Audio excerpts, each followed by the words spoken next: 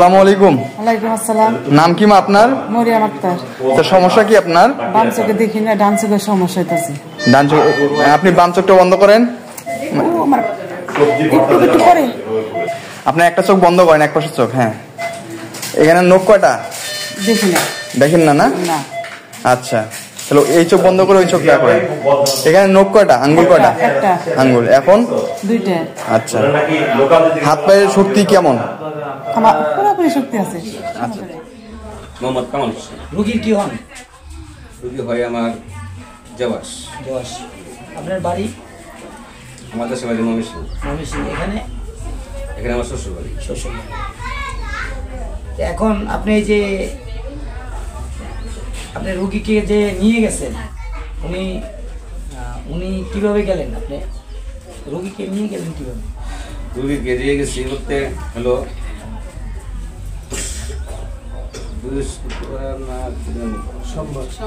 সোমবার দিন হসপিটালে গেছি। ঠিক আছে, রাত্রের বেলা আফা আর আমার শাশুড়ি মানে কাগজ নিয়ে বাজারে গেছে আমার বাসার সামনে দিয়ে। উনি কই যেতেছেন, এখানে ডাক্তার আসবে, শিমুলিয়া বাজারে ডাক্তার আসবে, ডাক্তারের কাগজ দেখে দেবো। চেম্বার আছে শিমুলিয়া বাজারে? না, কোনো চেম্বার নেই। ডাক্তার আসবে, আমাকে কাগজপত্র নিয়ে গেছিলাম। আপনারা যান না, বাসায় যদি কেউ নাই আমার, ঠিক আছে, আমার পাশে বাচ্চারা আছে, যাওয়া যাবে না, ছোট একটা বাচ্চা আছে। এরপরে তারা গেছে, পরে শুনি ডাক্তার না, মানে ওই নিউজ সেন্টারে যে কাজ করে, মানে স্টাফ, হাই স্টাফ, মানে দালাল প্রকৃতি। হ্যাঁ জি, স্টাফ, ঠিক আছে, দালাল প্রকৃতির লোক ওই জায়গায় থাকে। মানে রুগী খবর টবর বা বিভিন্ন জায়গায় অপারেশনের বড় বড় রুগীগুলা উনি ওনার মাধ্যমে যায়। এটা একটা গেছে। জি হ্যাঁ, ঠিক আছে। তারপরে এরকম ঘটনা। তারপরে সকালবেলা সোমবার দিন সকালবেলা আমার ঘুরে নিয়ে ঢাকা চলে গেছে আমার আপাই। যাওয়ার পরে ওই নিউজ সেন্টারে গেছি আর কি। যাওয়ার পরে উনির সাথে ছিল বাজারে যে কাগজ দেখাইছে যারা, ঠিক আছে। ওনার নাম কি? ওনার নাম হচ্ছে খুরশেদ। খুরশেদ, জি, খুরশেদ এলাকায়, এই এলাকায়, জি এলাকায়, আমাদের মানে এই এলাকায়। তারপর ওনার সাথে দেখা হয়েছে, কাগজপত্র দেখাইলো, সব কিছু ওকে দেখছে, দেখে বলতেছে হ্যাঁ, ডাক্তার বলতেছে অপারেশন হবে। আমার আপু বলতেছে ঠিক আছে, কত টাকা খরচা বলবো? হ্যাঁ, উনি বলতেছে 2.5 লক্ষ টাকা দেবো। আচ্ছা, 2.5 লক্ষ। মানে আপু বলছে না, আমার কাছে তো এক জায়গায় 1.5 লক্ষ টাকা চাইছে।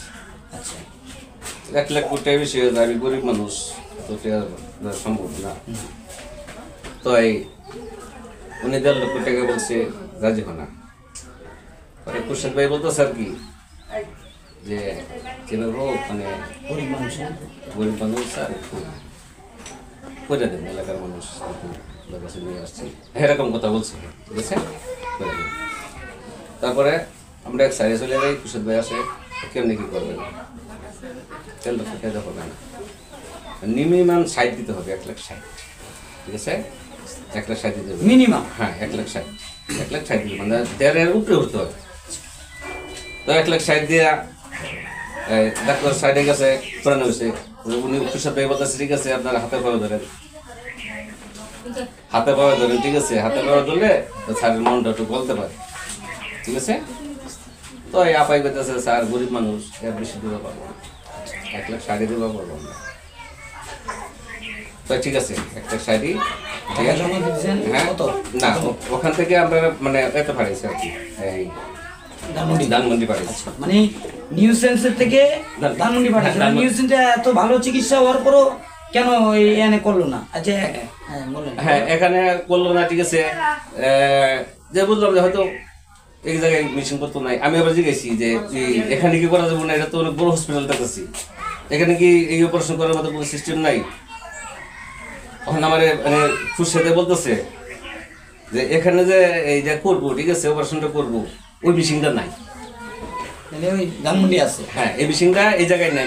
কি করবি, এত বড় একটা হসপিটাল, তো সরকারি, এই মেশিন নাই, তাহলে আছে কোন জায়গায়? ওই মেশিনটা ভাড়া আনতে হবে। আবার বলছে এই মেশিনটা ভাড়া আনতে হবে। আচ্ছা, যদি ভাড়া আনতে হয়, এই মেশিন যে জায়গায় না থাকে, অপারেশন এই জায়গায় কেমনে হবে? ওই জায়গায় করতে হবে। ওই জায়গায় যে আমরা ভর্তি হই, প্রায় মনে হয় দুপুর মানে ওদিনকে এই অপারেশন রাত্রে করছে। হ্যাঁ 2:30টার দিকে ভর্তি হয়েছি,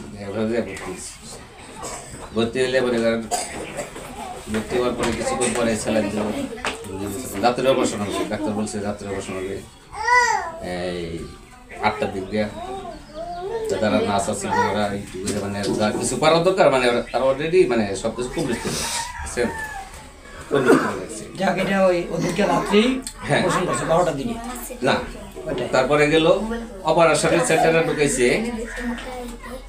10:30 9:30 মানে একটা অনুমানিক বলতেছি 9টার পরে তাই ঢুকানোর পর উনি কি আবার বের হয়েছিল কে ডাক্তার? অপারেশনের থেকে? হ্যাঁ আমি বলছি, বের হয়েছিল। আমি বলছি ঠিক আছে, বলতেছি আমি ওখানে পরে যাই ঠিক আছে, আগে মানে সামনে আগে যেতে এরকম এরকম ভাবে না, সরি বলেন একটু, সরি বলবো, ওইটা সরি বলেন। হ্যাঁ শর্ট করে বলে তাহলে শর্ট করে বলছি। তারপরে 15-10টার দিকে ঢুকছি, ওটিতে ঢোকার পর রাতে 2টায় বেড়েছি। আমরা তখন খুব টেনশন করলাম, ঠিক আছে আমি আমার বাইরেটা দুজন খুব অনেক টেনশন করতেছি, 2টা বাজে না আইতেছে না, 2:10 এরকম দিকতে বাইরেছি। 2:10 দিকতে বাইরে বলতেছে ভাই একটা প্রবলেম হয়ে গেছে। আমি মানে কোথায় গেলেন এই পুরাটা টিউমার যে খাইতে হবে 100% রুগী বাড়বে, মারা যেতে পারে। রুগী মারা যাবে অথবা 2টা চোখই বন্ধ হয়ে যাবে। বুঝছেন? এখন আপনারা ডিসিশন কি করবেন?